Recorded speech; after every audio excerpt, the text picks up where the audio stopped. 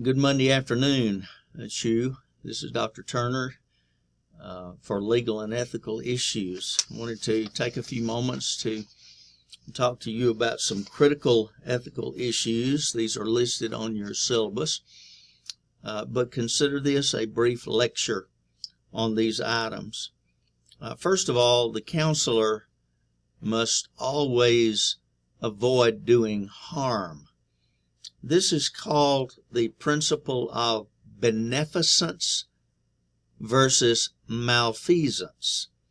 Beneficence is a word that means good, beneficial, and malfeasance means evil or bad or harmful.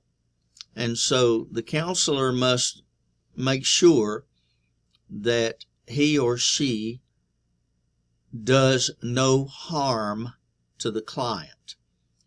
And that is not talking about physical harm, though it could be. It's talking more about psychological or mental harm. The counselor has an ethical responsibility to never do harm. Another critical issue, ethical issue for counselors is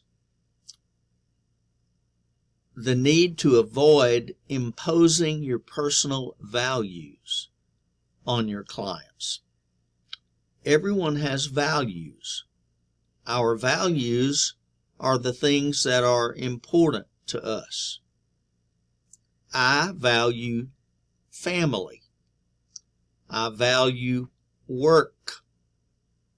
I value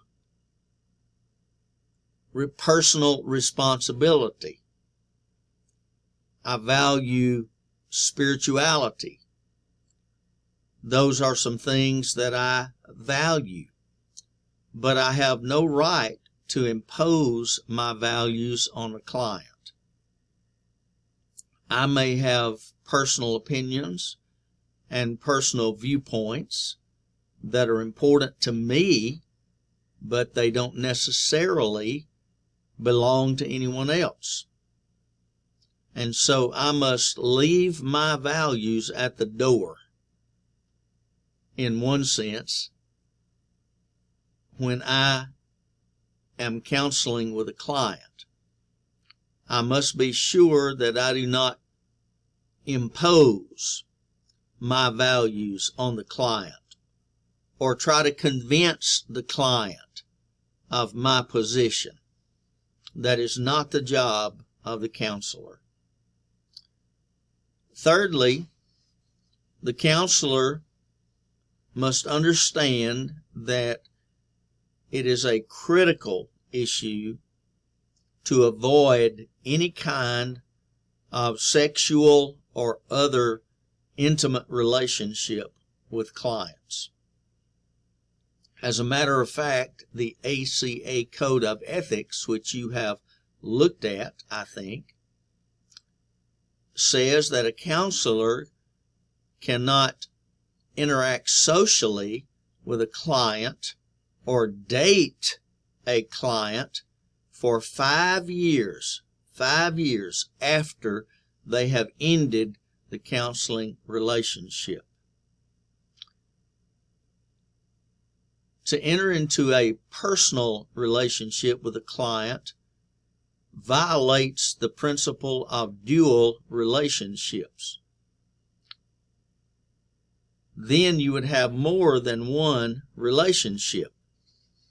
You would have the relationship of being the counselor to the client, and then you might have the relationship of being the partner or the boyfriend or girlfriend of the client. And that dual relationship impedes, gets in the way, harms the counselor-client relationship. You have already studied and written, and I have responded to it in live text, a summary about confidentiality. Confidentiality is the right, the ethical responsibility to keep things private.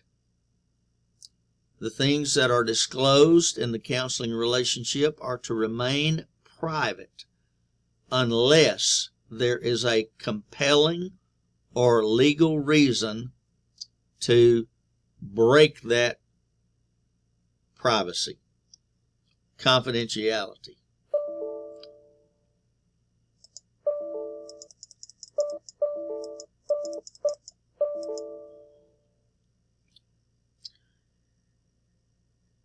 I am going to include a link in this email to a state website which lists violations of individuals and decisions that have been rendered by the State Board of Counseling.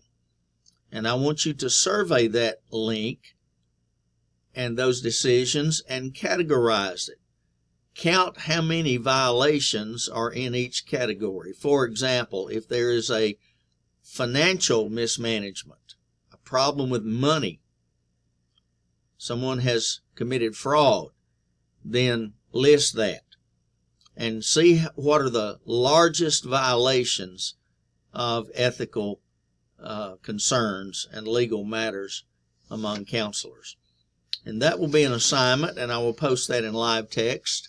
And I hope you have a wonderful week and a good day, and I'll be posting some other assignments for you on live text according to the syllabus.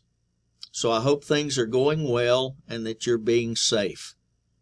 Contact me anytime.